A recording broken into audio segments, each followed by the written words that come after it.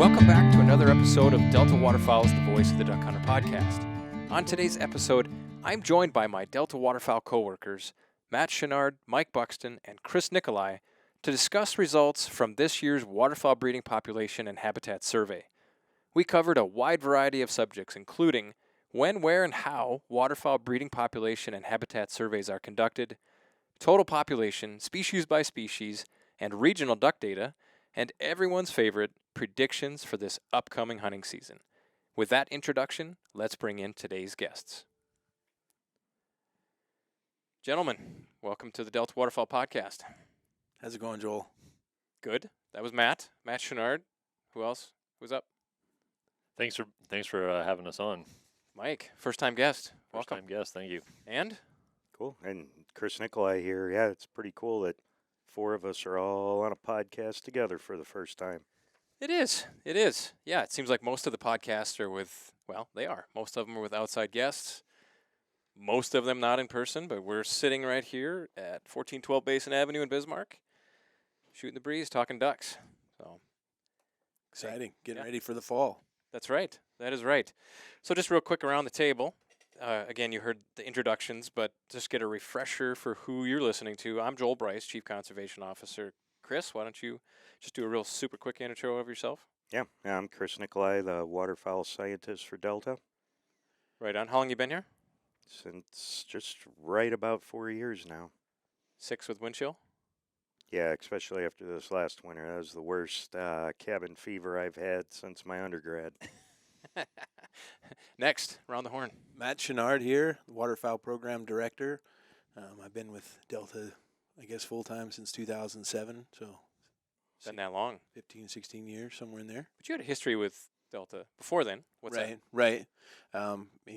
Like Chris as well and Mike, of course, we were all Delta students. I started out as a research technician in 1999 and then went on to do graduate work through Delta and had the opportunity to come back in 2007.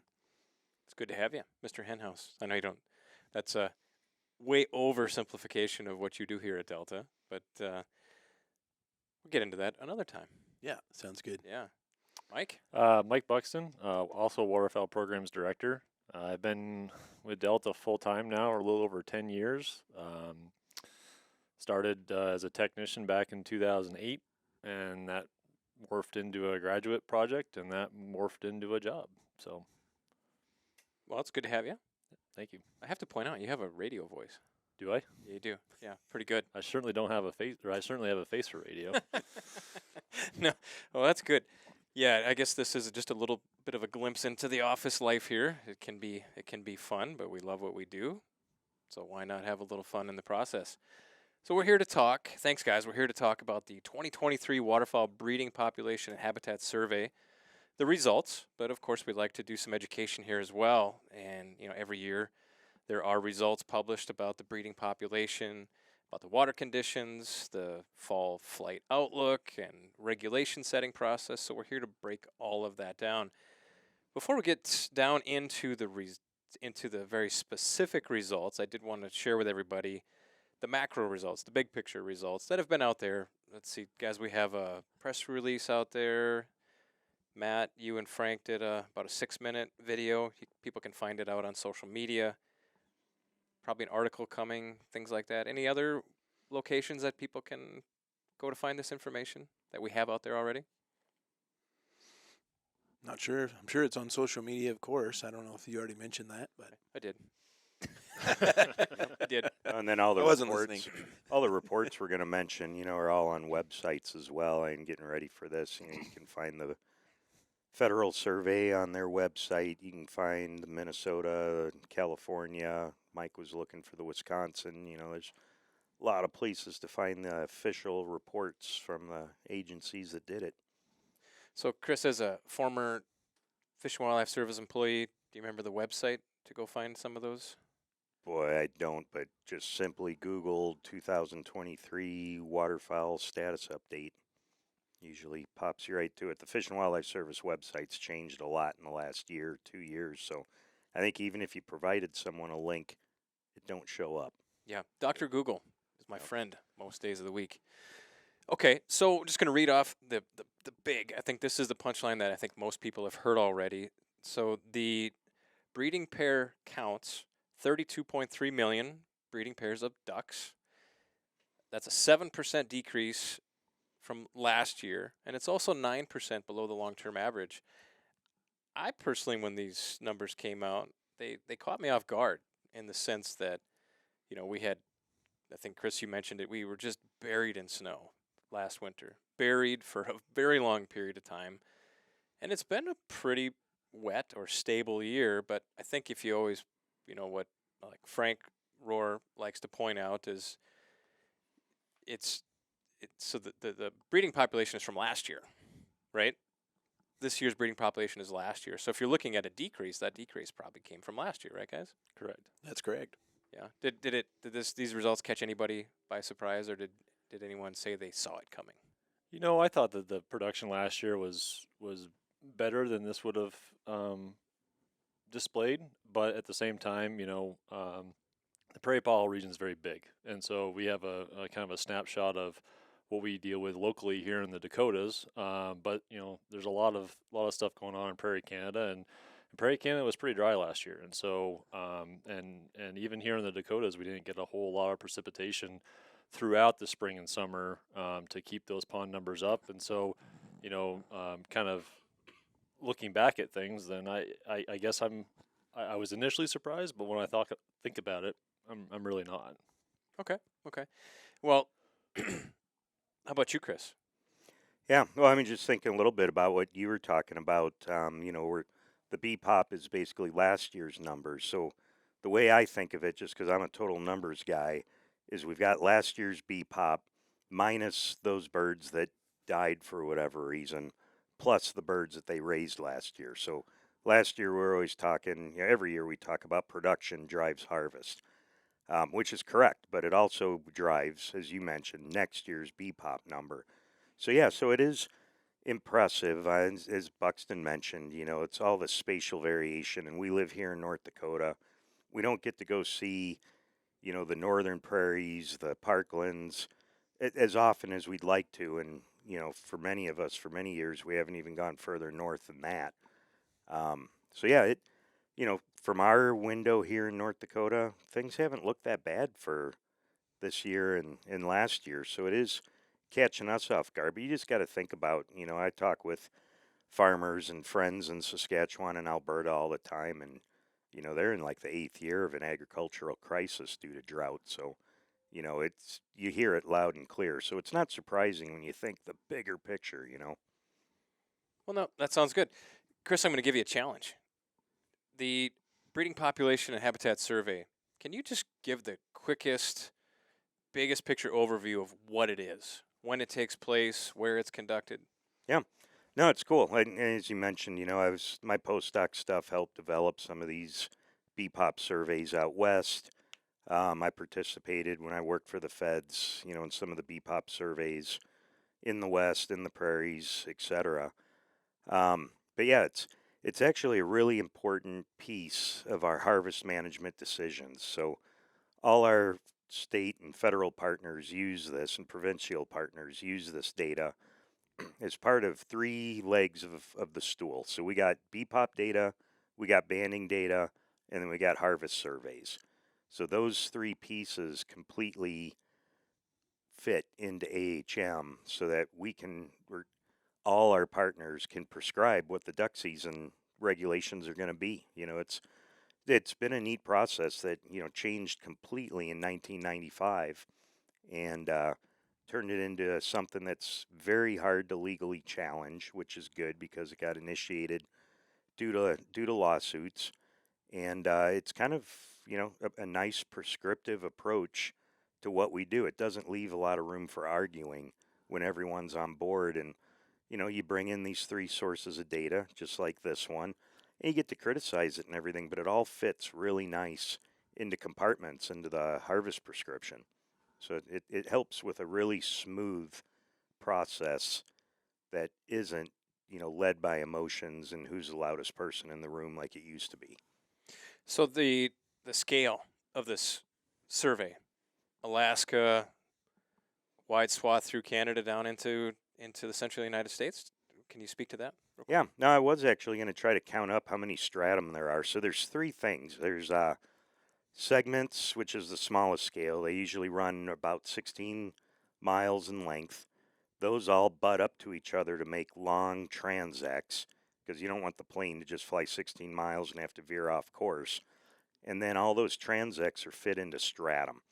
And I think, I'm probably off, but it's somewhere around 60 stratum, all the way from Yukon Delta in western Alaska to some of the eastern survey areas over in Labrador or New Brunswick, places like that. Once you get, those are all run by the Fish and Wildlife Service with some partnerships with the Canadian Wildlife Service for the ground components. And then the Federal Survey also comes into eastern Montana, North Dakota, South Dakota, and then that feeds eastern and mid-continent duck regulations. And then out west, it's a little bit different. We have some state partners that conduct surveys in the U.S. So you got California, you got Oregon. Trying to think which ones have been incorporated. A lot of surveys are in there, but they're not officially into the Western Mallard model yet. Nevada was trying. Idaho only provides banding data. And, that's, so what, about 4 states complement the U.S. Fish and Wildlife Service survey to make the entire WPHS. So, Oof. Yep. Did you guys follow that? well, what's really fun is analyzing that stuff. And that was all stuff I had to deal with, was how to, and this is what they crank out every year. It's relatively, standardized, where they just make sure all the data is formatted every year. For the most part, in a perfect world, you just hit run, and it's all built the same. But there's always all this QA, QC, quality control stuff going on that takes a little bit of time. And yeah, it's really neat since '95 at many levels how it's so standardized, efficient, transparent. Yeah. No, that's good. Good overview. I think you did a good job there. I think we could do a whole podcast on the survey, but I do want to point out. I think, man, it is a pretty special survey. It covers such a huge landmass over birds that migrate. Right? It's not a closed population of rabbits or deer. It's literally this massive survey. And I always like to emphasize the word index. When the numbers are published, it's not a census, right? There's no attempt to count every single duck that's out there. It's an index, right? And do you agree with that, Matt? Absolutely. I think the important thing to remember about the survey is it's a snapshot in time in that year. It's, they occur over one day and then in an area, for example. And so the conditions in one year may be a little bit different than they were the previous year. So comparing one year to the next isn't always a perfect way to look at it. But over time, you get a pretty good feel for how duck populations and water are doing across the survey areas. Yeah, I've heard people say that this is the largest wildlife survey in the world. That be an important, adequate qualifier? I believe so, yeah. As far as I know. Chris, what do you think? Oh, for sure. Yep. Okay. No, it's a big one. So, I think you mentioned this one before already, Chris. But Chris, why is this survey conducted? When it cranks out, the species by species specific population numbers or breeding population numbers, and it spits out water, and like you said, there's this big equation that you turn the crank and out comes. What happens after all this, Chris? Why do we conduct these surveys? Yeah, well, I'd say the why is it goes all the way back to the Migratory Bird Treaty Act. So we got this federal legal trust with, an international treaty. It started off with Canada and actually Great Britain back then. We've included Mexico, Japan and Russia have been added to it over the years. But, technically all take, which is anything that impacts a migratory bird, is illegal until opened, or it's closed until open. So we have to legally open any type of take, you have to have data collected, and you go through the whole federal process. Goes through the Federal Register, open comment periods, all this kind of stuff. So all this data has to be collected to even open our season. You know, we do this with everything. You know, people hear about it with cormorants, you know, with Great Lakes fishery stuff, you know, projects that are going to impact other birds' habitats. It's this whole legal process, so it feeds totally into it. So, you know, just keep in mind, you know, if we don't do these, you know, due to funding, due to COVID, whatever, we have to get creative to legally open the opportunity for any take, which includes recreational hunting. Yeah, you know, I look at this survey like the way I look at art. You know, I think if you go to an art gallery, it seems like the one location on this earth where you're supposed to scrutinize and you're supposed to judge something. Oh, I like that piece of art. I don't. I don't understand that one. I think that the breeding population and habitat survey is a very similar thing. There's so many passionate people, and I do think maybe what it is and what it is not completely understood in all circles of life. So I do think that it's at times scrutinized, poke holes in it. But at the end of the day, I think that's a really good point, Chris, is that it is, you know, this is one component of what allows us to have, you know, to be good stewards of the resource, monitor, you know, population status, progress, or lack thereof in conservation. I think you could maybe go that far a little bit anyway, but it is something that at the end of the day that I think everybody should be behind, and not that we don't want a better product or that the federal government doesn't want a better product. I think constant innovation, but it is something that I hope that everyone understands how it's used, and that it is an index, and then off we go. So I think there's a bunch of data sets, of which these are two: the breeding populations and the habitat, and I guess in other words, the water conditions. You know, how wet are the breeding grounds? Those go into, with a few other components, the regulation setting process. Who wants to kind of talk about the way regulations were once set up until a few years ago? Looks like Chris is going. Yeah. Well, that's just fair. I mean, this was part of my graduate work, postdoc, and you know where I was before here. So I'm pretty well versed in this. Not perfect. Please give me some error if I stumble on things. But you know, back in the day, it really was. You know, a lot of the folks prior to AHM have retired. Yeah, I can't think of a single. Actually, I was talking with the Bemidji guys the other day, where Steve Courts in Minnesota is the second oldest tech section member right now, and you know, I remember when he showed up. And then there's still H, the number one guy from Massachusetts, I think, is the longest serving. But I'd have to guess both those guys either started right at implementation of AHM or after. I don't think there's not a single person sitting at the table that was there before AHM was implemented in 1995. Just real quick, AHM. Adaptive Harvest Management. So, which is? This is the big crank that I was talking about before that has the three components. The results from this survey, as you mentioned, the water conditions and the population sizes.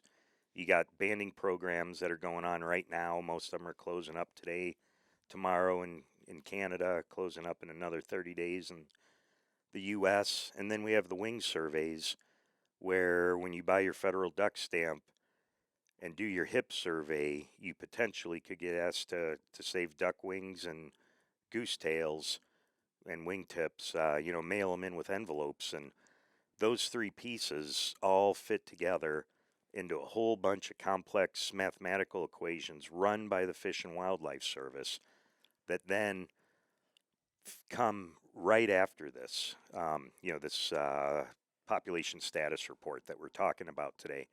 So, you know, this all comes out of the Harvest Management Working Group, where these guys start using this year's data. And we changed, I think that was about in 2012, where we changed from setting this year's regulations with this year's data. We had to go through a supplemental environmental impact statement in about 2012.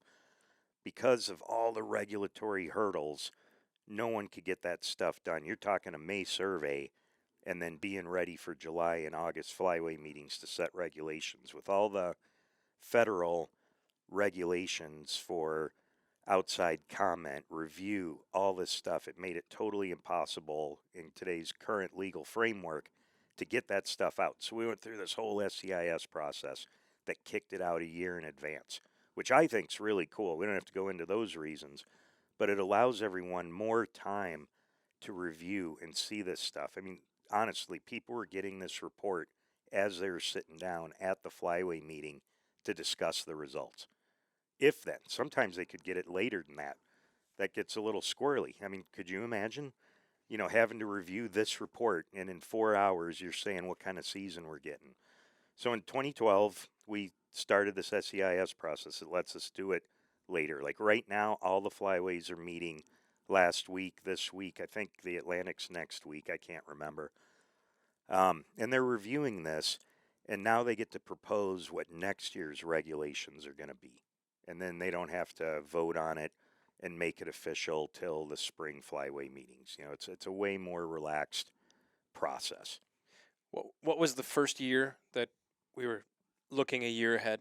I think it was 2012. It was right around there when the SCIS got implemented. So they had to look at a lot of stuff of, the legalese of setting regulations using last year's data. It wasn't, so there's a lot of really neat modeling going on and simulations to just see how the data behaves and what type of knee-jerk reaction would be, what data's done in the past to just see how sensitive it is to that stuff. And then you're asking, compare before that, we had the normal set the regs this year off this year's data, but then before AHM in 95, talking to these folks that are no longer around, and maybe we'll hear from them, but it was a lot of who pounded on the table hardest and had the loudest voice and, decisions that were made outside of the meeting and stuff. And it was a really questionable legal process that could get challenged. So that's where a lot of this 1995 AHM stuff really made this stuff strong and rigid and very hard to challenge because it was so formal. And you got to give these guys in 95 a feather in their cap for the legal component of this. Data, yeah, we'll all scrutinize and pick at it left and right, but the formality of it really protected us as waterfowl hunters basically in perpetuity. No, that's good. Mike, I kind of want to move on to so there's the pond counts and then there's species-specific population breakdowns. Give us the listener an indication or an explanation of why water is so important. The number of ponds. Why is it so important to the breeding population? Well, for a number of different reasons, but the main ones being, that's where the ducks are. If you have water, you have ducks. If you don't, you don't. And so, I think the biggest driver of a lot of things that happen on the breeding grounds happen to be how much water is on the landscape. And so when you're talking about the number of ponds out there, it gives you an indication of not only, habitat availability and habitat productivity, but, the way I also look at it is, if you have an area that is relatively dry and not a lot of ponds, but it's an important place for ducks, then typically in the nesting season, you're going to get one, maybe two goes at it for a nesting female. And so if she's successful in that one or two attempts, that's great. But in reality, there's a pretty good likelihood that she's not going to be. And so in years when it's dry or areas where it's dry, the nesting productivity really goes down when you have dry conditions. On the flip side, when you have a lot of pond counts and a lot of water out there, that is kind of an indicator on how productive it could be, because a lot of water on the landscape means a lot of wetland productivity, a lot of invertebrates, and those are essential for ducks, not only for their first attempt nesting, but more importantly for their re-nesting attempts if their first or second nests fail. They can, if there's available habitat out there and available water, they can keep going back and re-nesting. And some species like mallards will re-nest 4, 5, 6 times if time allows. And so that ability to re-nest is crucial. And the only way you're going to get a big re-nesting effort is if you've got the available habitat on the landscape. And that also goes for broods too. When you have a lot more water on the landscape, you have a lot more food for broods, but then you also have a lot more cover because that water is going into that emergent vegetation, and so it provides a lot better cover for broods from predators such as both mammalian and avian. So I think if I just summarize what you said there in 2 words, breeding potential. Correct. Yes. So that's a good word. The water basically sets the breeding potential for that year's population of breeding ducks. Or I think the words we normally use is production potential. I think just for consistency there, I think that's a big one we use is production. Again, we hunt production. So that's what makes the fall a heck of a lot better, right? Yeah, no, that's good. Definitely. So the pond counts. So we're talking Prairie Canada, North Central United States, 4.98 million. My Austin Powers came out there. Million ponds. A 9% decrease from last year and 5% below the LTA.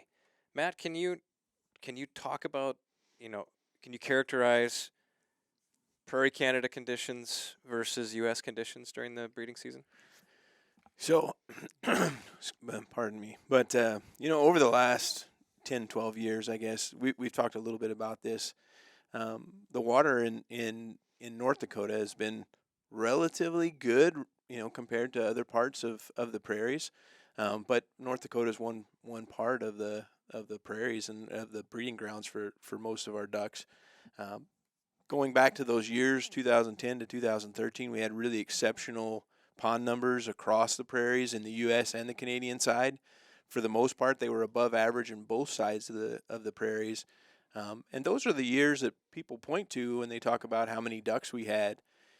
When you look at more recent times, the last 3 or 4 years, the pond numbers have been below average or, pretty consistently below average. Of course, we didn't have the survey in 2020 and in 2021, but, based on our, little windshield time we've had in the prairies, it was pretty dry, especially in Saskatchewan, which is, Saskatchewan has the biggest, square miles of prairies that we have in the PPR, and when it's really dry, it's hard to have that really bumper crop of ducks.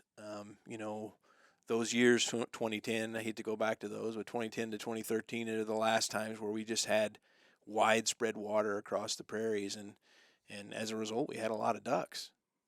And I just want to add one thing there too, is that I agree with Matt, and we almost got spoiled for a period of time there with the amount of water that we had. But what I think a lot of folks don't understand is that this prairie landscape depends on a wet-dry cycle. These wetland basins, they need to go dry at some point in order to kind of recharge their productivity. Because if you just have water in a pond for an extended period of time, it kind of goes stale, and there's not a lot of productivity there. So it being dry is not necessarily a bad thing. It kind of shows during, for duck numbers at the current time. But over the long stretch, this is a cycle that the prairies were built upon, and so it's not all doom and gloom. It's just we're praying for the water to come back. So if add to that too, both what you guys described. Mike here, was talking stable populations are what we're looking for in the long run. So something that, overall we're keeping good waterfowl health over the years, and you get that by taking averages. And so you need good years and you need bad years. So you shouldn't get too worried. As Mike perfectly explained, you have to reset these wetlands to let productivity go. Delta funded projects up at the MERP cells, at Delta Marsh, showed that you just need one dry period. You don't need extended dry periods. Just let that stuff oxidize, fire off, and you're going to be awesome. And then Chouinard was talking, just good wetland conditions. And I'm looking at, I can't see what page this is on the North Dakota survey, but it's really cool. It shows the water conditions in North Dakota. And, Matt was talking about some of those years where all the light switches get turned on. You're talking, 10 through 13? Where the whole prairies get wet and things just explode, like these great stories we've heard from decades ago. But, we've had a lot of system change in the last couple decades in the world, especially where waterfowl get produced, ducks and geese. And looking at this figure is really cool. I mean, people got to keep in mind a big system change occurred in North Dakota in 94. When the water came back, it came back unlike it's ever been recorded in recent time. And, you look at these figures, even the worst years since 94, we still have more water on the landscape than the best years prior to that. So it's this really weird system change that we're seeing, and we've talked already a little bit about Alberta and Saskatchewan. I mean, holy moly, have they been in a bad place for the last decade where it's almost like they're paying for our benefit over here. I don't think it's that easy, but it's like, yeah, things are here are pretty dang good for water, but at the same time, the bottom just fell out of Saskatchewan and especially Alberta. And it's really neat. We see that with Arctic geese. We're not going to talk too much about them today, but there's weird things going on with snow geese in the Arctic just due to these big system changes that are required for healthy populations, just not at some of these extremes we see. One of the things, talking about that widespread water that we had, I mean, not only is it, it provides those extra, breeding areas, but those ducks, the great thing about ducks is that they're mobile and they can exploit those new habitats. So when water does return to the landscape, so if Saskatchewan were to get wet, they will, move into those habitats and be really successful there. That tends to be the trend. So when they first move to that habitat that becomes available, great success for a variety of reasons. I've always found it fascinating. It's a pretty common discussion. Shop talk is, you'll end up with these regional differences in water conditions. So an area that'll be dry for a long period of time all of a sudden becomes wet. Those ducks find that. And it's just uncanny how they do that. And I don't know if it's something that they see, but, all four of us have been in small aircraft doing different waterfowl related work. And when you get up into, I don't know, you get 2,000 feet off the ground, look at all the water you can see. And Chris, how high do ducks migrate? Would you hazard to put I'm sure it varies, but how high can they migrate? Yeah, I'd say, average is probably around 1,500 AGL. Okay. You're an acronym At guy. least from our Above ground level. Keep my words short, but yeah, I mean that's actually a pretty neat question that we're actually addressing more and more with these cool GSM radios as we actually get that data. So actually can make informed small talk these days, which is I like infusing it with nerdness. Yeah, so that's pretty cool. I think one of the cool things that I find about this profession is I don't think we're ever going to figure it out because the world never changes. Like the world I grew up in doesn't exist, and I guess that's for every one of us here. So that, looking at the survey numbers, it actually dried out, comparing 2023 to 2022. Last year, it actually dried out more in the United States than it did in Canada. In the U.S., dropped 16%, the pond counts from the year prior, 5% from the year prior in Canada. But I think, Matt, you said something earlier, and this goes both for the duck count and the water, the pond counts. It's a snapshot in time. And Chris, how long is it? A 2-week survey? How long is that snapshot where we're I think from the beginning, when the first pilots start in the south to the last pilots end up north is about 6 weeks.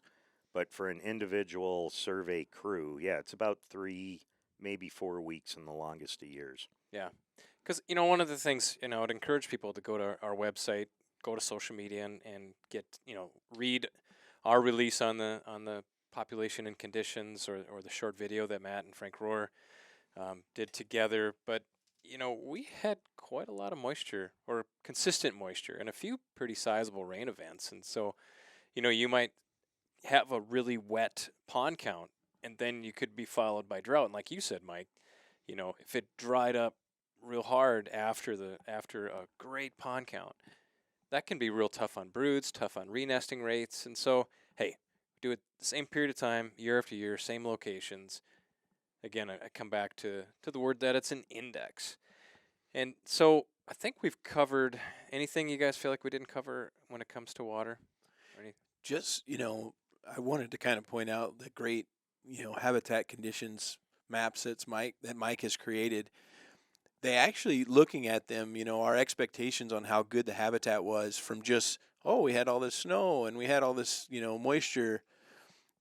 Those condition maps actually showed that maybe it wasn't as good as we thought, especially in 2022. That year we had an incredible snow amount here in the Dakotas, and it led most of us to be super excited about the habitat conditions, especially when it first melted. But it was late. It was, mid-April, and so that actually probably affected some of our early nesting ducks. And then going into it was super dry. And so it's such a variable thing in the prairies, what your habitat conditions are going to look like. But, those maps do a good job of saying, hey, it's not all about this one event. It's more about what leading up to that event and what's going forward. And that's why I'm kind of a bit excited about this year. Just it felt like our summer was a lot better than last year's. We have a graphic on our website where it shows breeding pair counts for 10 species of ducks. Mallards on the top, scaup on the bottom. Looking at that, only 1, 2, 3 of the species of ducks, that are listed in this table experienced an increase from the year prior. Green-winged teal, northern pintail, canvasback. And I think the headliner, if we jump into the, we're not going to cover all of the species of those 10, but, we'll come into some of the bigger, more noteworthy ones. And I think the biggest one is mallards. 18% decline from last year, 23% below the long-term average. I was really shocked. I mean, Well, and I'd extend that too. The biggest thing to me is that's the lowest mallard count since 1993. That's huge. Not total ducks. Total ducks isn't that bad, but for mallards, which is, everyone's most important duck here, that's huge. That predates the system change we talked about that broke in 1994 in the Dakotas, at least, if not all the prairies. But it also predates AHM. And to me, it's one of the math guys, it's kind of an interesting time period. This is the first time that we're out of the parameter space that AHM's been built on and has been modified every year for, because we're below the bottom of that data set now, just due to this mallard count. It's a really interesting time coming up for just testing how AHM performs at the other end of the spectrum. yeah, the numbers don't, I'm not criticizing, but they don't make sense if you just look at them on a piece of paper. 36% decline of mallards in the eastern Dakotas, 50% in southern Saskatchewan, an increase of 8% in Alberta, where it was pretty darn dry. Somebody want to take a shot at making Well, sense the of this? Alberta one, I'd have to be careful with that. You got to know where your point of reference for last year was, too. Alberta was already dry last year. How much drier can you really get? The bottom, that change probably happened several years ago, so it's probably negligible this last year. Saskatchewan, a little different. And then think about, too, how hard it is to regrow a population. So let's say you go somewhere, let's say you invested $100 and you lost 20%, and now you got $80.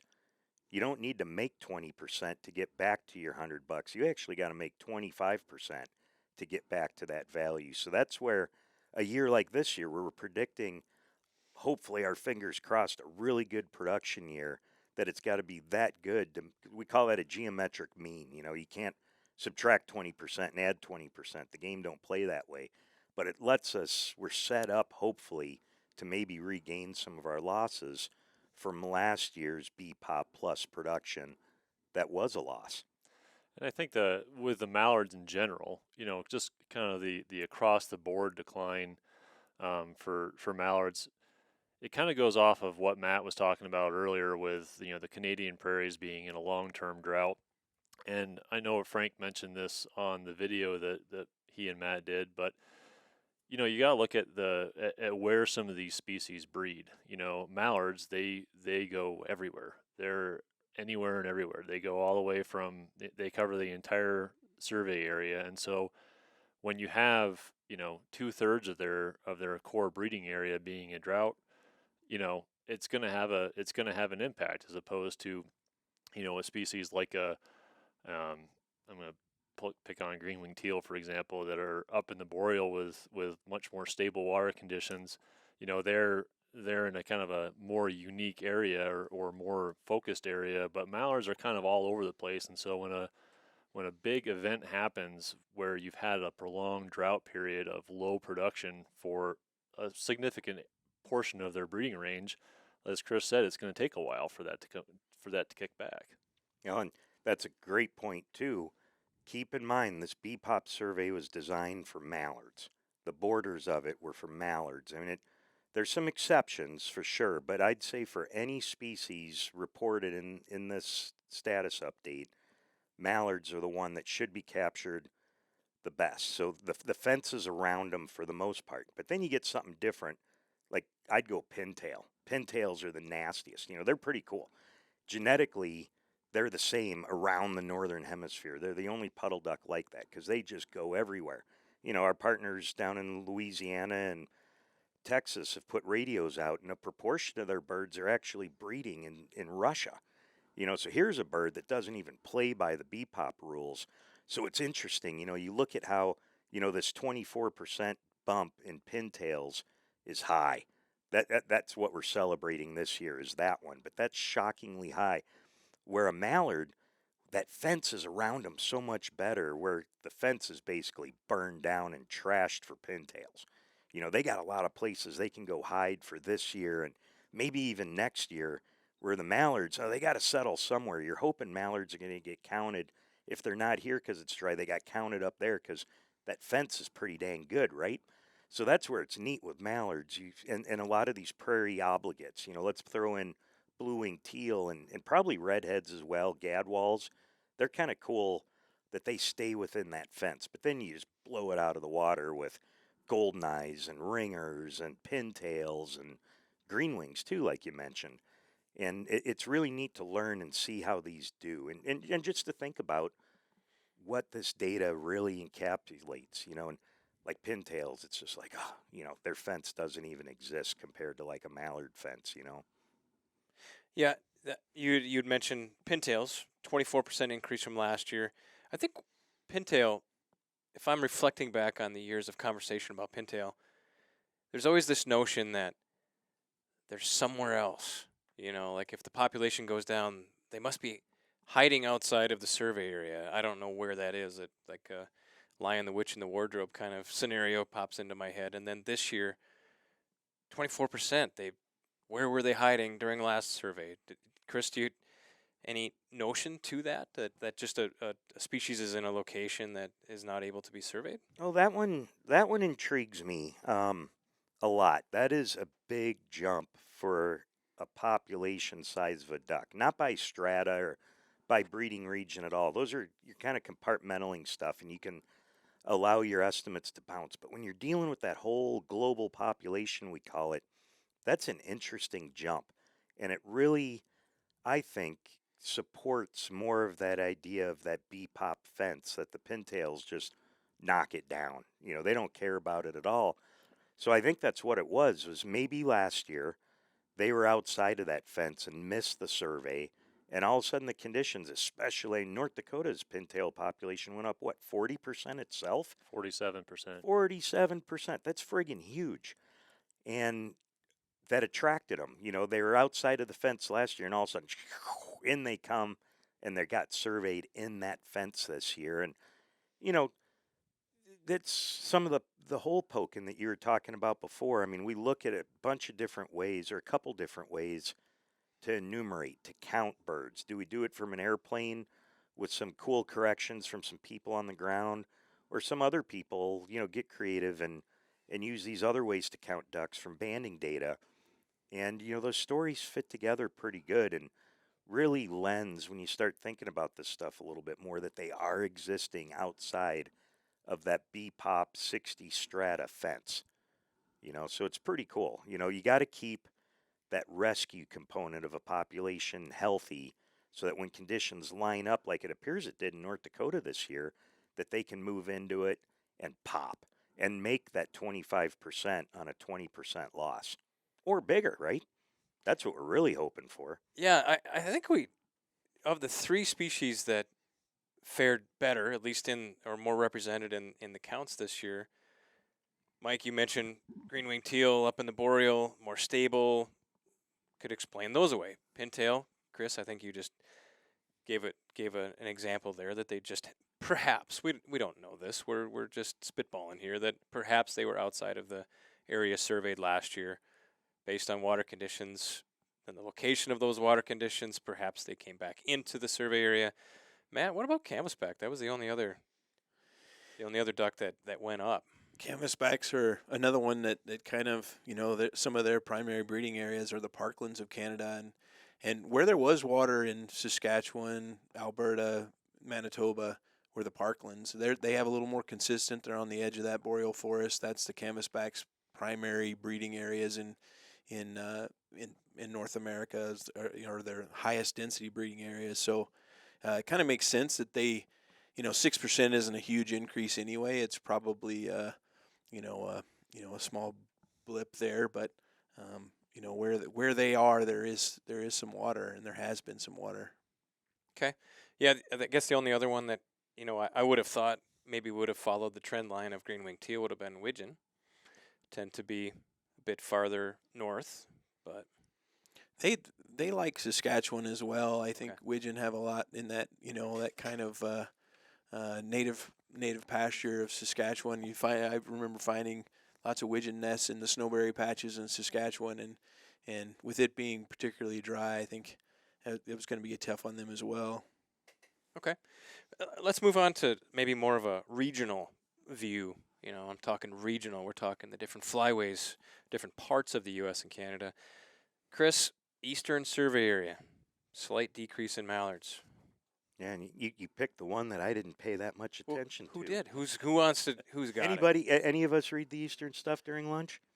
I know enough about the Eastern survey that the mallard numbers were slightly down, but not enough to go into a from what it looks like, not enough to fall below that threshold where the limits would change. So kind of good news for mallards in that regard, just a slight decrease. I think ringnecks were slightly down as well in the Eastern survey area, but the good news from our Delta research in the Atlantic Flyway, a lot of the ringnecks that they are getting in the Atlantic Flyway are coming from the traditional survey area, where ringnecks appear to be kind of booming. I haven't seen the results from this year, but the trend line in the traditional survey area for ringnecks is going through the roof. So from what I read of the Eastern survey work, things were in pretty good shape. Black ducks were up, and I think green wings were up a little bit as well. Yeah, I would direct people to Delta's website, deltawaterfowl.org, go under media, and then you can find some of the press releases that we have here, and there's nice little graphics. I think Carrie Lapka, our art director, came up with, I think they're really cool, easy to digest and easy to look at. Mallards down 4%, black ducks up 8%, green-winged teal up 17%, ringnecks down 3%, golden-eye 28%. That's a cool bird. And mergansers, looks like hooded mergansers down 1% from last year. So when you look at it, yeah, I think some of the predictions are, for a year down the road, Atlantic Flyway should, it's not a declaration, but should still have that 4 mallard, 2 hen limit for the 24-25 season. Central Flyway, I feel like we've talked all over this one already. Anything you feel like maybe we left out about the only thing that I think we've talked about is in North Dakota they still do a brood survey, for ducks. They used to do one for the Fish and Wildlife Service and discontinued that some years ago, but North Dakota still does a brood survey. The habitat conditions in North Dakota were good during the brood survey, which in some ways makes it tougher to see the broods, but they believe that I think the brood numbers were 80% more broods or 79% more broods than last year. So positive results. Yeah, I think I'm looking at a figure here. North Dakota forecasts that it will contribute 23% more ducks to the fall flight than in 2022.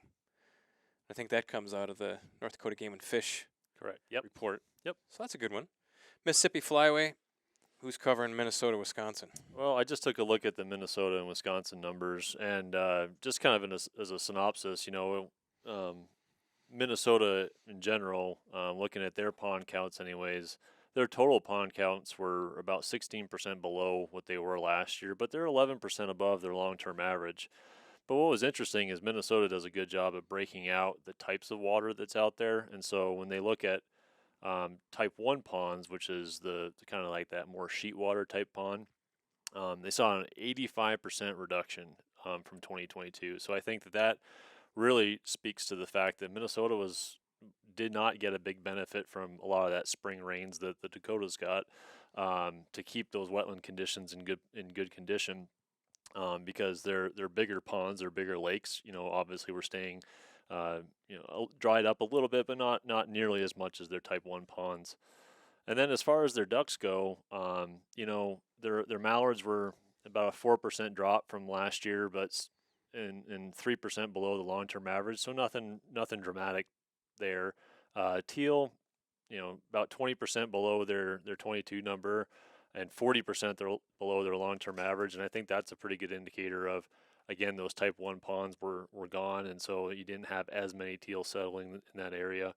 And then total ducks was again down about 20% and 27% below the long-term average. And I think, again, that has to do a lot with the fact that Minnesota was drier than the Dakotas, and so you weren't getting as many birds settling there.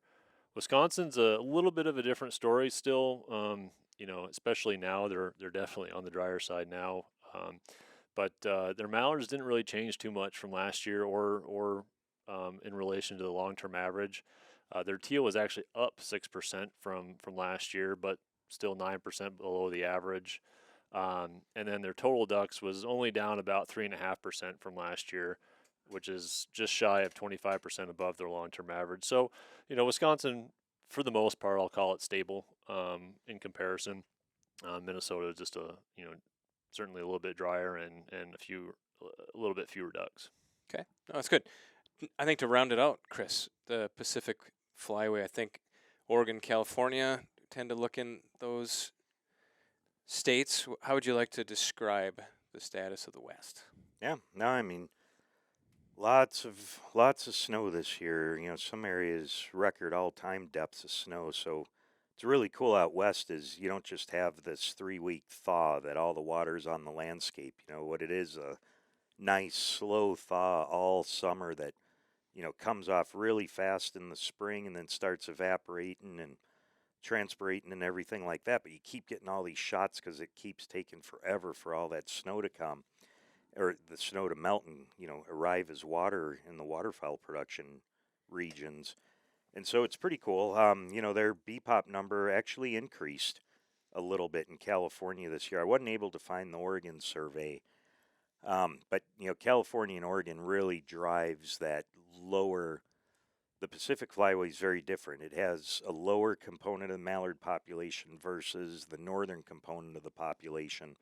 But it's really setting up that lower part to help drive the system. It's a combination of the two. So numbers increased a bit. They're still in the lowest 20% of recorded surveys. But again, the potential for reproduction, to make up that loss is huge for this year. So it should be pretty good. And, the Pacific Flyway is so different. They're basically locked in a liberal season in perpetuity. So it's not as important out there, but it's still, mallards, people love shooting them. So there's a lot of effort out there to help, regrow California's locally grown mallard population. One of the things that I don't know if it ever surprised me, but sometimes it's easy for me to get. I think when you're talking about California, Oregon, this time of year you should be thinking Western Alberta, British Columbia, all the way up to Alaska. Chris, can you describe kind of that flow of birds down the western coast of the United States and Canada? Yeah, no, I think, you hunt. Think about that Columbia Basin unit. It's in eastern Oregon, Washington, western Idaho kind of thing. There's always been special regs there because it's just mallard friggin' capital. And Idaho's frequently in the last 20 years been in the top 4 mallard states. California's pushing that too, but you always think of Arkansas, places like that. No, the Pacific Flyway can have a lot of mallards, and they're very different. As you mentioned, you got these Alaska mallards that they don't come as far down south. California's proportion of Alaska mallards is 1/10 of the importance as to Washington. So as you move south in these southern wintering and production areas, that local production's really big. That's what's so different with the Pacific Flyway is you've got a lot of areas in the southern part that winter a lot of ducks and produce a lot of ducks. There's not a whole lot of other places as you move east through North America that's like it. And so the birds distribute themselves a little bit different. It's warmer out there. So, yeah, just a different system out there. And California, there's more data coming out of Nevada and Utah that they're locally produced gadwall, mallards, redheads, and cinnamon teal. They're a whole different beast. Are locally derived, and it's really important.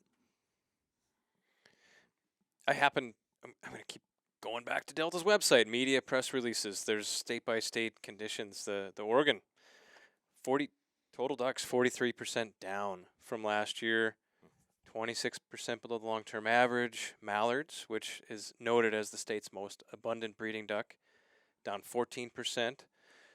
Looks like a decline pretty much all the way. Yeah, east. Oregon's pretty neat. Like last year, they actually had a pretty good bump. So again, this is probably driven when you compare to last year. That's where comparing to last year gets you into it.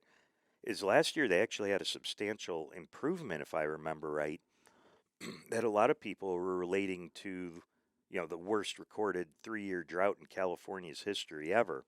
Bumped birds a little bit north, and they entered Oregon's survey. So, yeah, no, it's good to hear some of those numbers. Not surprising, but let's just hope with this water on the ground all summer that that positive, that shot in the arm from production can help make these BPOP numbers grow even faster by next survey.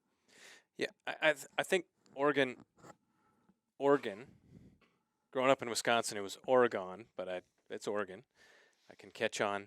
I think they provide a neat example of water conditions change from one year to the next, and California being dry for so long.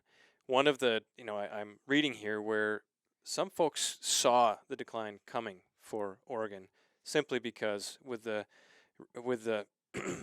reemergence of wet conditions in California, western Nevada, perhaps that would pull the birds into that region and maybe generate a lower count in Oregon. So that is possibly one of the conditions there that contributed to a lower count. I guess the old drum roll part of this podcast and the discussion is just kind of looking ahead, looking to this year's duck season, next year's duck season. I guess we'll leave our opinion on this upcoming season to the very bitter end.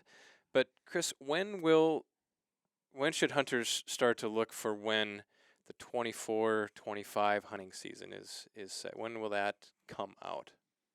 That'll probably be 50, 51 weeks from now. We got the stuff for the 23-24 just a week ago. So, yeah, the 24-25 will be, next cycle a year from now. So even data collected this year, we won't find out until.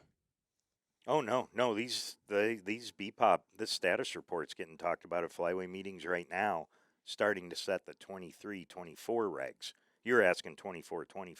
Yeah. So yeah, you got to wait for next year's BPOP to come out. I think this is 2023, Chris. This is, yeah. Am I off that bad? Yeah. Well, I wish you just can't predict what's coming out. So, yes. Okay. So they're talking backing about up, 24-25. sitting there at the meetings right now. I'll totally eat that one. Yep. But, yeah, just thinking all these big numbers. But, yeah, I mean, they're going to be getting talked about at the flyway meetings that are going on right now. And then, every state has a different process. So they go to their commission. Do they just take it, et cetera? How long do they open comment periods? Like I know California has a really long comment period. Other states act really fast. And then states will make their selections always within or more restrictive than the federal allocation. And then, they get their statewide, they tell the feds what they're going to take. And then once that gets accepted, then they move forward and, put it in their own hunters' hands. So it varies by every state, but I'd have to think, no one's going to be any later than March or April. I think that's about It'll be that long. late as Okay. it goes. Well, just so everybody knows, put a timestamp on this discussion. Today is August 29th. This should drop September 1. So if you're listening to this on the day it's dropped, this was recorded 3 days ago, just to kind of give the timestamp on this discussion. So looking at this fall, liberal hunting season. I should put the asterisk on there. Please, everyone, consult your regulations. Make sure you know where you're at. The regulations are so complicated based on state, sometimes within a state, whether there's a split or southern areas of a state can open later than the northern part. So please consult your regulations. But guys, what are your thoughts on what hunters should expect this fall? I think it's going to be kind of a mixed bag. I think production down, like Chris was talking about. We're hunting production. A vast majority of what hunters shoot is going to be ducks produced this year, and so I think we're going to see really good production out of certainly areas of the Dakotas. We had, as Matt alluded to, we had that good snow melt followed up by consistent rains in the spring and summer, and so those kept those temporary and seasonal wetlands wetter longer than I think that they normally would. And just from me driving around in the state anyways, where you see water, you see ducks, you see ducklings. And so I think in the Dakotas it was really good production, and the North Dakota Brood Survey would support that as well. Across the border into Canada, it's a little bit more of a mixed bag, I think. Matt and I were up there driving around Saskatchewan and Alberta at the end of July, and you can definitely tell where there was some water early this spring because the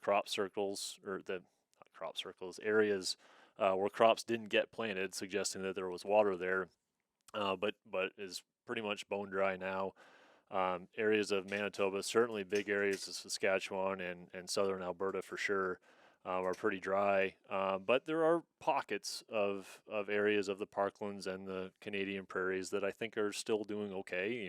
Some of the areas that we drove around with, and on our research sites anyways, had decent water. It wasn't fantastic by any means, but it was decent enough. And, we saw broods, in a lot of places, and a lot of teal broods too. So I think that especially the teal seasons, down south, and the early seasons up here in the north are going to be very good because of teal production where they are. For a second there, I think on the podcast we like to talk about a lot of different things, but I thought we were jumping to aliens for a second there with crop circles. But thanks for pulling us out of that one. Chris, what's your hot take on, for looking at a more comprehensive view of this fall's outlook? What are you thinking? I think it's going to be a totally solid average is my prediction. I don't, there's always going to be some spots that you wish you didn't go duck hunting at, but there's going to be some other places that are going to be barn burners, I think. But put it all together, talk to everybody, I think it's going to be a solid average, hot spots, cold spots kind of thing. Yeah, I probably jumped the gun earlier saying strong production. Should have qualified that one. Areas of strong production, areas maybe of more reduced production. But in the end, I think I could put my initials behind an average hunting season. Some of my best seasons have been average. How about you, Matt? I think Chris hit the nail on the head with average. As a duck hunter, you're always optimistic that this hunting season is going to be fantastic, and really, for me, you really need a few good experiences during the hunting season to make it, fantastic. It doesn't have to be every day's a barn burner, but you got to have those memory hunts where things are really good. I think there's potential to have that this year. I mean, we're going to have, it feels like based on everything we've seen and read, that the Dakotas, or at least North Dakota, is going to have pretty strong production. The areas that had water in Saskatchewan and kept it throughout the breeding season, I think there's pretty strong production there too. It's not universal, so it's not going to be one of those fantastic crazy duck seasons, but I think it's going to be average, and I hope I have some good hunts anyway. Well, and then you throw in fall weather patterns, winter, freeze up. all the way down the flyway. So the rest is out of our hands. We've done the best we could growing a crop of ducks this year. Chris, I think I came maybe one thing that would be left to cover, and it's a bit of a tangent, is that, the adaptive harvest management model, which sets the regulations, keyword adaptive. You said you've been getting some phone calls or emails or texts, I'm not sure which, saying, hey, those mallard numbers are quite low.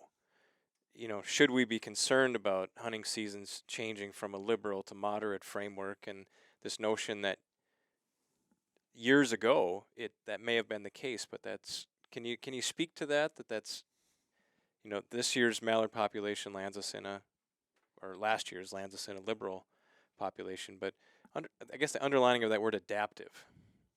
Yeah, well, yeah, happy to talk about this one. The adaptive one's actually a little bit different.